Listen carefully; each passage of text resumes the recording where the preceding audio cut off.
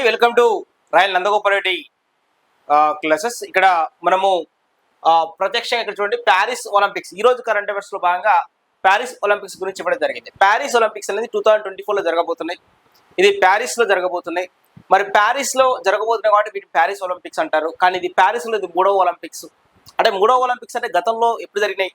గతంలో 1900 లో జరిగినాయి, అలాగే 1924 లో జరిగినాయి. కరెక్ట్ గా 1924 తర్వాత 100 ఏళ్లకు 2024 లో ఇప్పుడు జరగబోతుంది.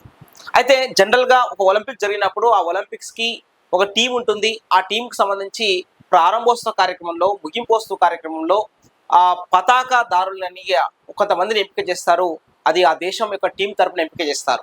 అలాగే ఆ టీంకి సంబంధించి చెప్పుడి మిషన్ లాంటిది ఒక దాన్ని, అంటే ఒక విధానాన్ని ఏర్పాటు చేస్తారు. చెప్డి మిషన్ అంటే ఈ మిషన్ కి సంబంధించి చెప్డి మిషన్ లీడ్ చేసేటువంటి పర్సన్ కూడా ఎంపిక చేస్తారు.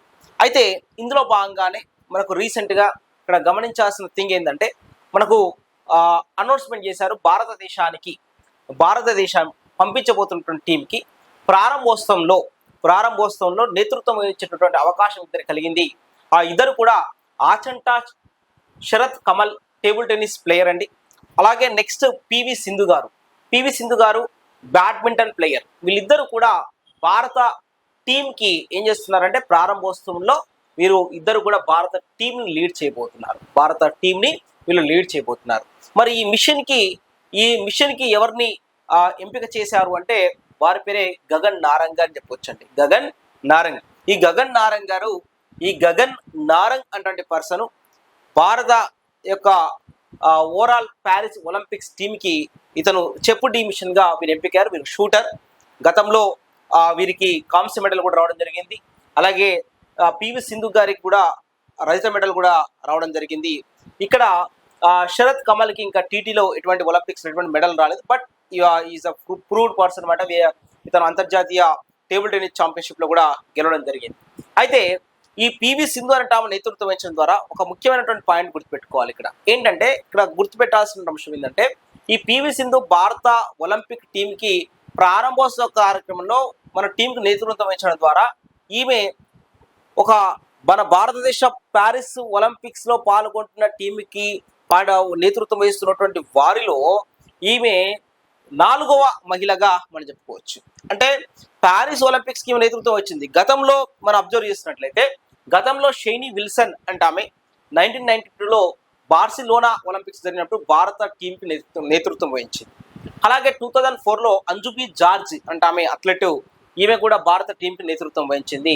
అలాగే 2020లో మేరీ కోమ్ కూడా భారత టీంకి నేతృత్వం వహించింది. వీళ్ళ ముగ్గురు తర్వాత అటువంటి ప్రారంభోత్సవ కార్యక్రమంలో అవకాశం దక్కినటువంటి వ్యక్తిగా పివి సింధు అనేటువంటి వ్యక్తిని మనం మెమరైజ్ చేయాలి. పివి సింధు గారు 4వ మహిళ అనే విషయం కూడా మనం పేర్కొనవచ్చు. ఓకే, దీని తర్వాత నెక్స్ట్ అబ్జర్వ్ చేయాల్సింది, శ్రీలంక టీం ఉంది, క్రికెట్ టీం ఉంది. ఆ టీంకి హెడ్ కోచ్గా ఎవరిని అపాయింట్మెంట్ చేశారంటే సనత్ జయసూర్య గారిని ఎంపిక చేశారు. సనత్ జయసూర్య గారు ఇతను 2010 to 2015 టైంలో ఎంపీగా కూడా ఉన్నారు. మరి ప్రీవియస్గా 1996 world cup, Sri Lanka world cup గెలిచినప్పుడు ఆ వరల్డ్ కప్లో ఇతను సభ్యుడిగా ఉంటాడు. లైక్ యువరాజ్ సింగ్ లాగా ఆల్రౌండర్ టైప్ ఇతను. అంటే యువరాజ్ సింగ్ అనేది ఇతని తర్వాత వచ్చాడు, కానీ మనకు అర్థం కావడం కోసం యువరాజ్ సింగ్ అని చెప్పడం జరుగుతుంది.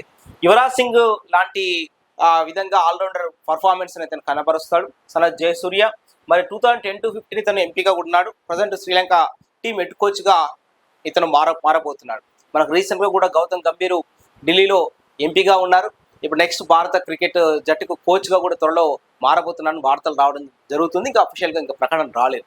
ఓకే, దీని తర్వాత నెక్స్ట్ చూడండి, లియాండర్ పేస్. ఇక్కడ ఒలింపిక్ సంబంధించిన ఇంకొక పర్సన్ లియాండర్ పేస్ గారు. మీరు 1996లో అట్లాంటా అటువంటి ప్రదేశంలో, అమెరికాలోని అట్లాంటా ప్రదేశంలో జరిగినటువంటి ఒలింపిక్స్లో వీరు కాంస్య పథకం సాధించారు.